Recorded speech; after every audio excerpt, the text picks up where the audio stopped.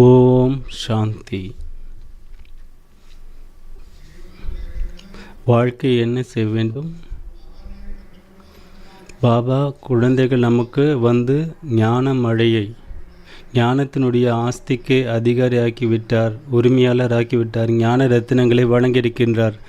யார் ஞான ரத்தினங்களோடு விளையாடுகின்றார்களோ இப்பொழுது அவர்கள்தான் வருங்காலத்தில் செல்வ செழிப்பாக இருப்பார்கள்.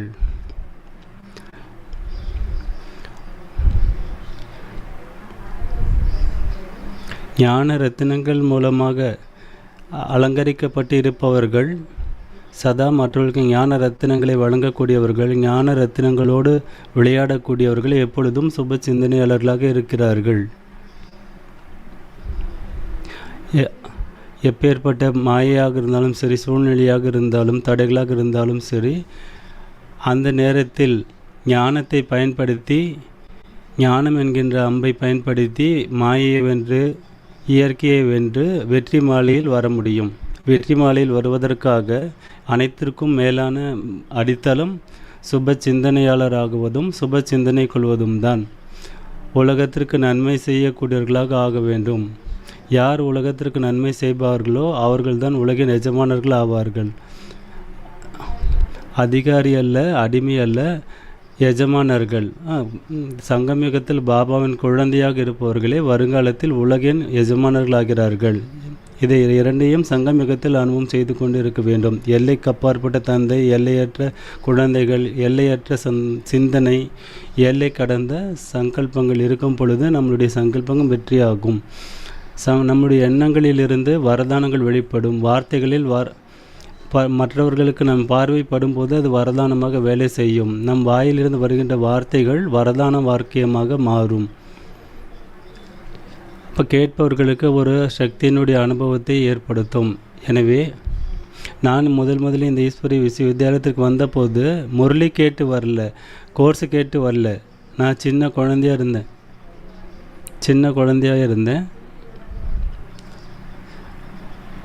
1968 சவுத் இந்தியாவில் ஒரே ஒரு சின்ன சென்டர் தான் இருந்தது. அப்போ அங்கே ஒரு சோஃபாவும் கிடையாது, சேரும் கிடையாது. அங்கே நான் சின்ன பையனாக இருக்கும்போது போனேன். செவரோடு சாய்ந்து உட்காந்துருந்தேன். அப்போ ஒரு தீதி வருவாங்க. தாதி வந்தாங்க, எனக்கு திருஷ்டி கொடுத்தாங்க. பாபா சொல்கிறார் இல்லையா, திருஷ்டியின் மூலமாக சிருஷ்டி அப்படின்ட்டு. அவங்களுடைய திருஷ்டி பட்டதுமே எனக்கு அமைதியினுடைய அனுபவம் ஏற்பட்டது, ஆத்ம அபிமானி நிலையினுடைய அனுபவம் ஏற்பட்டது. அந்த அனுபவம் விசித்திரமாக இருந்தது. அது சக்தியினுடைய அனுபவம் எனக்கு கிடைத்தது. அது எப்படி பார்வையின் மூலமாக சிருஷ்டி உருவாகிறது என்பதை பாபா சொல்கிறார் இல்லையா, அதை நான் அனுபவம் செஞ்சேன். நாம் தாதிக்கு சமமாக, பாபாவுக்கு சமமாக ஆகிவிட வேண்டும். இந்த உலகம் அப்பவித்திர உலகமாக இருக்கிறது, துக்கம் நிறைந்த உலகமாக இருக்கிறது, பாவ உலகமாக இருக்கிறது, மோசமான உலகமாக இருக்கிறது. இது முடிவுக்கு வரப்போகிறது. இப்பொழுது இந்த ஈஸ்வரி விஸ்வவித்யாலயத்தில் 90 ஆண்டுகள் பாபா ராத்திரி பகலாக முரளியை நமக்கு சொல்லிட்டு இருக்காரு.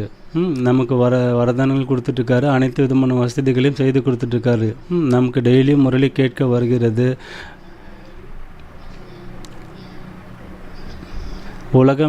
உலகம் போகிற போக்கு நாம் பார்க்க முடியுது. விநாசம் என்பது எதிரிலேயே இருக்கிறது, கண் முன்னாடி இருப்பதை நாம் பார்க்க முடிகிறது.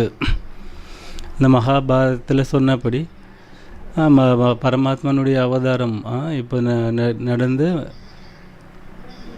உலக விநாசம் ஏற்பட போகிறது. மகாயுத்தம் உலகத்தில் 3ஆம் உலகப் போர் நடக்கப் போகிறது. அணு ஆயுத போர்கள்லாம் நடக்கப் போகின்றன. ஒரு நாட்டில் அமர்ந்தபடி இன்னொரு நாட்டை அழிப்பதற்கான திட்டங்களை தீட்டுகிறார்கள்.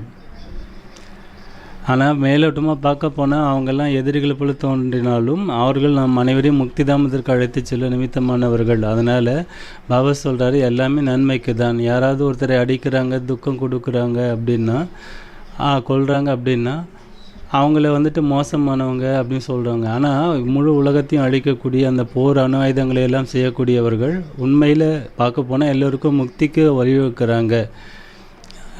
அந்த அவங்க தவறான செயல்கள் செய்தால் கூட பாபா அவர்கள் மீது சுப சிந்தனை கொண்டவராக இருக்கின்றார். நேரத்தின் அருமை கருதி நாம் சங்கல்பங்களை நல்ல விதமாக பயன்படுத்த வேண்டும். நாம் முழு உலகத்தையும் சுகம் நிறைந்ததாக மாற்றுவதற்காக நம்முடைய எண்ணங்கள் மிக பெரிய பங்காற்றும். அதற்காக நாம் அனைவரும் பூஜைக்குரியவர்களாக ஆக வேண்டும்.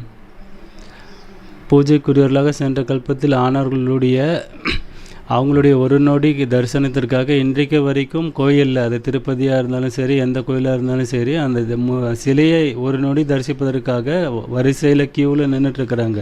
இப்பொழுது அந்த க்யூவை முடிவுக்கு கொண்டு வந்து ஜீவன் முக்திக்கான வழிகாட்டுவதற்காக மூன்றாவது கண் திறந்திருக்க வேண்டும், ஆத்ம உணர்வு நிலையிலே இருக்க வேண்டும், பரிஸ்தாவாக மாறி இருக்க வேண்டும், சுப சிந்தனையாளர்களாக இருக்க வேண்டும், ஜுவாலாமுக ஸ்வரூபமாக நம்முடைய யோக நிலை இருக்க வேண்டும். அப்பொழுது நம் பாவங்கள் பஸ்மமாகும். உலகத்தினுடைய பாவங்களையும் பஸ்மமாக்க தூண்டுதல் அளிக்கக்கூடியவர்களாக நாம் ஆக வேண்டும். அப்பேற்பட்ட ஸ்திதியை நாம் உருவாக்கி கொள்ள வேண்டும். வீணான எண்ணங்கள் முடிவுக்கு வந்துவிட வேண்டும். அது நம்முடைய பூர்வ ஜென்மனுடைய சம்ஸ்காரங்களாக இருக்கலாம். ஆனால் அது இப்போ வரக்கூடாது. அது வரலாம், ஆனால் அது நாம் செயல்களில் வெளிப்படுத்தக்கூடாது. அதை என்னதான் இருந்தாலும் அது நம்முடைய சொந்த சம்ஸ்காரம் கிடையாது. அது அந்நியருடைய பொருள் விஷயம். இப்போ பாபா நம்மளை அவருடைய குழந்தையாக மாற்றிருக்கிறாரு, வாரிசாக மாற்றிருக்கிறாரு. அப்போ அமிர்த வேளையிலிருந்து அந்த வாரிசு குழந்தைகளை பாபா நினைவு செய்கிறாரு. பாபா குழந்தைகளை நினைவு செய்கிறார். ஆனால் குழந்தைகள் நாம் பாபா எவ்வளோ நினைவு செய்கிறோம்? நிரந்தரமாக நினைவு செய்கிறோமா அல்லது அப்பப்போ நினைவு செய்கிறோமா? டைம் டேபிள் படி நினைக்கிறோமா? இதை நம்ம யோசித்து பார்க்கணும். பாபாவை டைம் டேபிளை வச்சுட்டு நினைவு செய்யக்கூடாது. அது சும்மா ப்ராக்டிஸ்க்காகத்தான். ஆனால் நிரந்தரமாக பாபாவோடு இணைந்த ஸ்வரூபத்தில் நாம் இருக்கணும். பாபா இல்லாமல் நம்ம தனியாக இருக்க முடியாது. நான் இல்லாமலும் பாபா தனியாக இருக்க முடியாது. குழந்தைகள் நம்மளை அழைத்து செல்லத்தான் வந்திருக்கிறார். நம்மை சுயராஜ்ய அதிகாரியாக ஆக்கத்தான் பாபா வந்திருக்கிறாரு. விஸ்வ மகாராஜனாக ஆக்க வந்திருக்கிறாரு. உலகத்தின் எஜமானராக வந்திருக்கிறாரு. இந்த மாயைக்கு வசப்பட்டு விக்கிரமங்கள் செய்யக்கூடிய அந்த விஷயங்கள் எல்லாம் விட்டு தள்ளி அதிலிருந்து விடுதலை செய்வதற்காக பாபா வந்திருக்கிறாரு. குழந்தைகள் எப்பொழுதும் குழந்தைகளுக்கான சேவையில் பாபா எப்பொழுதும் இருக்கின்றார். குழந்தைகளுக்கு சேவை செய்து கொண்டே தான் இருக்கிறார். அவர் இந்த ஸ்தூல கண்களுக்கு தென்படாவிட்டாலும் நம்ம மனக்கண்ணுக்கு தெரிகின்றார். அது ஸ்ரீமத் படி நடக்கக்கூடியவர்களுக்கு பாபா கூடவே இருக்கிறார் என்பது தெரியும். யார் குஷியில் இருக்கிறார்களோ அவர்களுக்கு பாபாவினுடைய துணை அனுபவம் ஆகும். மாயைக்கு வசப்பட்டவர்களுக்கு பாபாவின் துணை அனுபவம் ஆகாது. அதனால் பாபாவினுடைய ஸ்ரீமத்தை யார் 100% ஃபாலோ செய்கிறார்களோ அவர்களோடு பாபா எப்பொழுதும் இணைந்திருக்கிறார். பாபா அவர்களை பாதுகாக்கிறார். எவ்வளோதான் சூழ்நிலைகள் பிரச்சனைகள் வந்தாலும், மாயை வந்தாலும், காரிருள் சூழ்ந்தாலும், எவ்வளவுதான் தடைகள் ஏற்பட்டாலும் அத்தகைய குழந்தைகளை பாபா ஒரு நொடியில் எப்பேற்பட்ட பிரச்சனைகளாக இருந்தாலும் சரி அவர்களுக்கு உதவியாளராக மாறி உதவி கொடுத்து அந்த பிரச்சனைகளை கடந்து போக செய்து அந்த சூழ்நிலை பிரச்சனைகளிலிருந்து வெளியெடுத்து தன்னுடைய மடியில் அமர்த்தி கொள்கிறார். இந்த அனுபவத்தை யாரெல்லாம் செய்திருக்கிறீர்களோ கை உயர்த்துங்கள். இத்தனை பேர் செய்திருக்கிறீர்கள். இவர்களுக்காக அனைவரும் நன்றாக கை தட்டுங்கள். உங்களுடைய இந்த அனுபவத்தை அடிக்கடிக்கு நினச்சி பார்த்துட்டே இருங்க. அதை ரியலைஸ் பண்ணிகிட்டே இருங்க. பாபாவுக்கு தேங்க்ஸ் பண்ணிகிட்டே இருங்க. இதுவும் கூட ஒரு வகையில் யோகம்தான். பாபா நமக்கு செய்கின்ற உதவிக்கு பாபா நமக்கு மனப்பூர்வமாக நமக்கு பாபா கொடுக்கின்ற ஆசீர்வாதத்திற்கு நாமும் பாபாவுக்கு நன்றி செலுத்தணும். பாபா, ஆஹா பாபா, என்னுடைய பாபா, ஃபரிஸ்தா பாபா, இனிமையான பாபா, நன்றி பாபா என்று அடிக்கடி மனசில் சிந்தனையில் சுபாவத்தில் சம்ஸ்காரத்தில் இந்த சம்ஸ்காரம் யாருக்கு உறுதியாகி விடுகிறதோ அவர்களை மாயை தாக்க முடியாது. மாயை ஒன்றுமே செய்ய முடியாது. அவர்கள் தானாகவே மாயை வென்றவர்களாக ஆகிவிடுவார்கள். யார் மாயை வெல்கிறார்களோ அவர்கள் இயற்கையை வெல்லுவார்கள். அப்போ இயற்கையை வெல்பவர்கள் வெற்றி மாலையில் வருவார்கள். வெற்றி மாலை என்றால் விநாச காலத்திலும் கூட அவர்களுக்கு ஒவ்வொரு நொடியும் மற்றவர்களுக்கு சேவை செய்யக்கூடிய அந்த பாவனை இருக்கும். நாம் அனைவரும் எத்தகைய ஆத்மாக்கள்? வெறும் சாதாரண ஆத்மாக்கள் அல்ல, சாமானிய ஆத்மாக்கள் கிடையாது, அடிமை ஆத்மாக்கள் அல்ல. உலகத்திற்கு நன்மை செய்யக்கூடிய ஆத்மாக்கள். ஏனென்றால் நாம் பாபாவின் குழந்தைகள், உலகத்தின் எஜமானராகிய பாபாவுடைய குழந்தைகள், அழியாத குழந்தைகள். 5000 ஆண்டுகளுக்கு இந்த உலகத்திற்கு எஜமானல் ஆகக்கூடிய குழந்தைகள், சத்தியுகத்தினுடைய குழந்தைகள், 3 லோகத்திற்கும் எஜமானாக இருக்கக்கூடிய குழந்தைகள் நாம் என்கின்ற சிந்தனை நினைவிருந்தால் அதுவும் சுப சிந்தனை தான். இதுபோல் சுப சிந்தனை செய்யக்கூடியவர்களை மாயை தீண்டக்கூட முடியாது. மாயைக்கு முக்தி கொடுத்து நாம் ஜீவன் முக்தியை அனுபவம் செய்யக்கூடியவர்கள் தானே. யாரெல்லாம் அது போன்ற அனுபவம் செய்யக்கூடியவர்கள்? கை உயர்த்துங்கள். கொஞ்சம் பேருக்கு கை உயர்த்துவதில் கொஞ்சம் தயக்கம் இருக்கிறது. இப்பொழுது 90 ஆண்டுகள் நிறைவடைந்து விட்டன இந்த யஜ்ஞம் தொடங்கி. இப்போது 91ஆம் ஆண்டில் நாம் அடியெடுத்து வைக்கப் போகின்றோம். இந்த 90 ஆண்டுகளுக்குள் ஒரு 90 ஆண்டுகளுக்குள் சாதாரண ஒரு மனிதன் வயோதிக நிலையை எட்டி விடுகிறான். இப்பொழுது இந்த உலகமும் வயோதிக நிலையை அடைந்து விட்டது. அதாவது மரண படுக்கையில் இந்த உலகம் படுத்து கொண்டிருக்கிறது. நாம் கும்பகர்ணனை காட்டுகிறோம் அல்லவா, அவர் ஆழ்ந்த உறக்கத்தில் இருக்கிறாரு. அதுபோல் இன்றைக்கி முழு உலகமும் அந்த அறியாமைங்கிற தூக்கத்தில் தான் தூங்கிட்டு இருக்கிறது. நாம் மட்டும்தான் விழித்து கொண்டிருக்கின்றோம். எனவே நாம் முடிச்சுட்டு இருக்கிறோம். மற்றவர்களையும் விழிப்படையக்கூடிய சேவை செய்ய வேண்டும். நாமளே விழிக்காவிட்டால் மற்றவர்களை எப்படி விழிப்படைய செய்ய முடியும்? இன்னும் சிறிது காலம்தான் இருக்கிறது. இன்னும் கொஞ்ச காலத்தில் இந்த உலகம் தன்னுடைய நிறைவை, அதான் கிளைமேக்ஸை நெருங்கப் போகிறது. அந்த கடைசி காட்சியை பார்ப்பதற்கு அந்த காட்சி ரொம்ப விசித்திரமாக இருக்கும். அது இந்த கண்களால் பார்க்கவே முடியாது, அவ்வளோ கொடூரமாக இருக்கும். அதை கேட்டாலே பயமாக இருக்கும். அப்பேற்பட்ட உலகம், அப்பேற்பட்ட மோசமான உலகமாக இது மாறப்போகிறது. அப்பேற்பட்ட பிரச்சனைகள்லாம் வரப்போகின்றன. இப்போ ஆனால் அந்த சூழ்நிலையில் யார் மாயாஜித்தாக இருக்கிறாங்களோ, ஸ்ரீமத் படி நடக்கிறார்களோ, பாபானுடைய விரல் பிடித்து நடக்கக்கூடியவர்களாக இருக்கிறார்களோ, அவர்களே இந்த இயற்கை மலர் மாலை அணிவித்து வரவேற்கும். அவர்களுக்கு எந்த தீங்கும் விளைவிக்காது. மலர் பூ மாறி பொழிந்து அவர்களை வரவேற்கும். இந்த தூய்மை அப்பவித்திரம், இது இரண்டுக்கும் நடக்கக்கூடிய இந்த சண்டையில் கடைசியில் தூய்மையே வெல்லும். அப்பவித்திரமான ஆத்மாக்கள் துக்கமடைந்து தோல்வி அடைந்து துக்கத்தில் மூழ்கி விடுவார்கள்.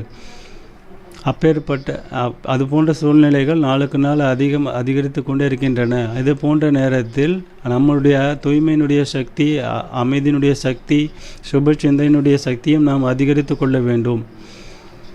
நம்முடைய அந்த எண்ண ஓட்டங்கள்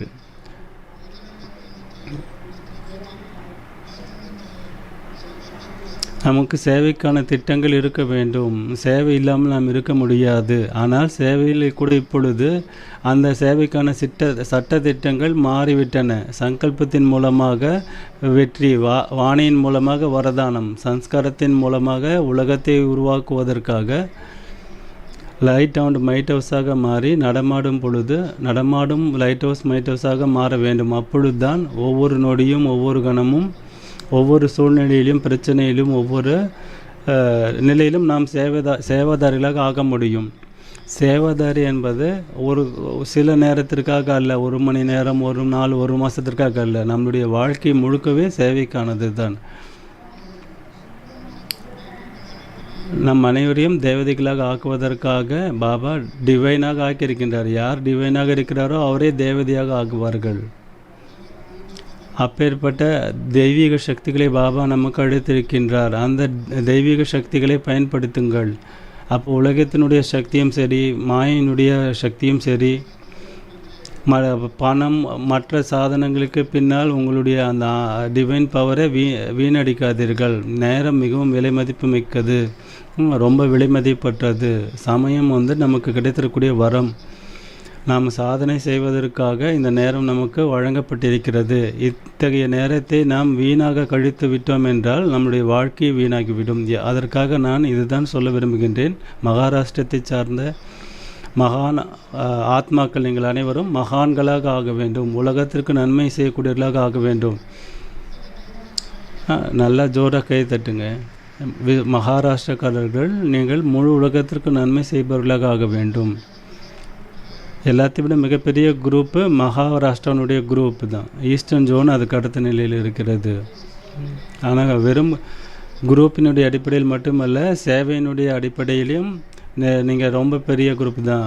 பெரிய அங்கே மகாராஷ்டிராவில் ஒவ்வொரு சின்ன சின்ன கிராமங்களிலும் கூட சேவை கேந்திரங்கள் நிலையங்கள் இருக்கின்றன. அதற்கான கிரெடிட் உங்கள் எல்லாருக்குமே இருக்கிறது. அதற்காக உங்களுக்கு மிகுந்த வாழ்த்துக்கள்.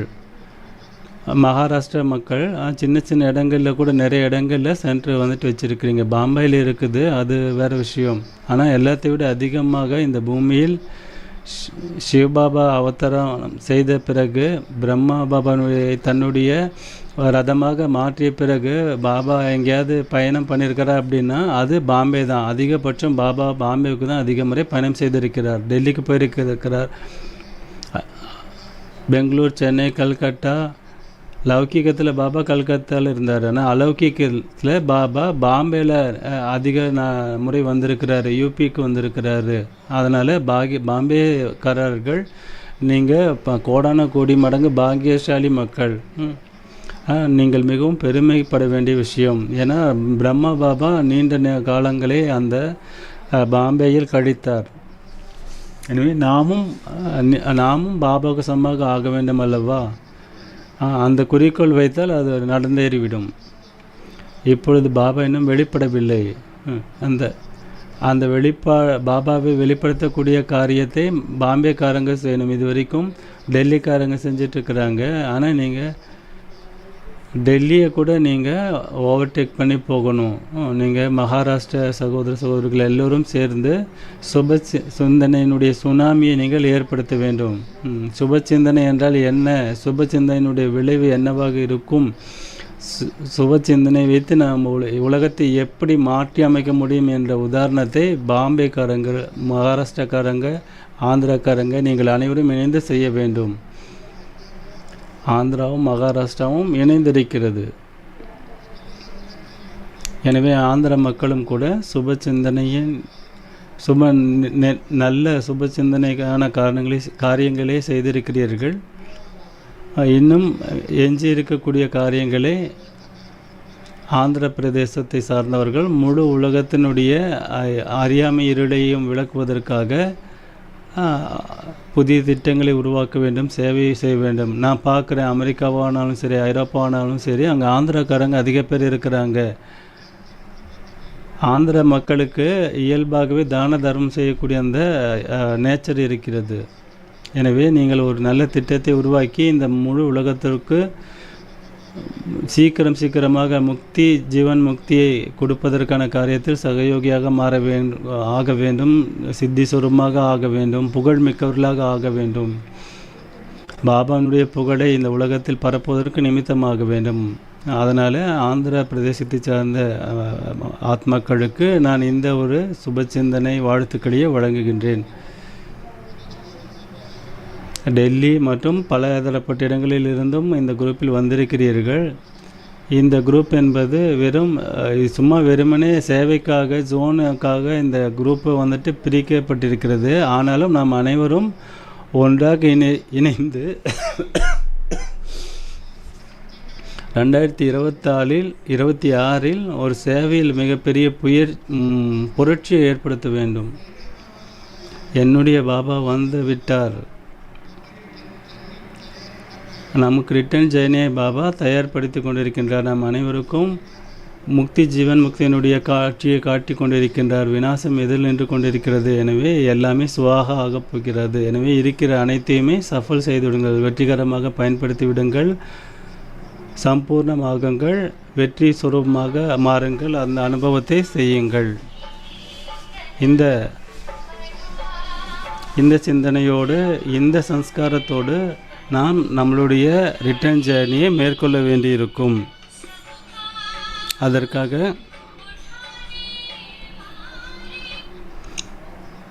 உங்கள் அனைவருக்கும் நான் நற்சிந்தனையை வழங்குகின்றேன். என்னுடைய உரையை நிறைவு செய்கின்றேன். இப்பொழுது 5 நிமிடம் நாம் அனைவரும் யோகா செய்யலாம். ஓம் சாந்தி.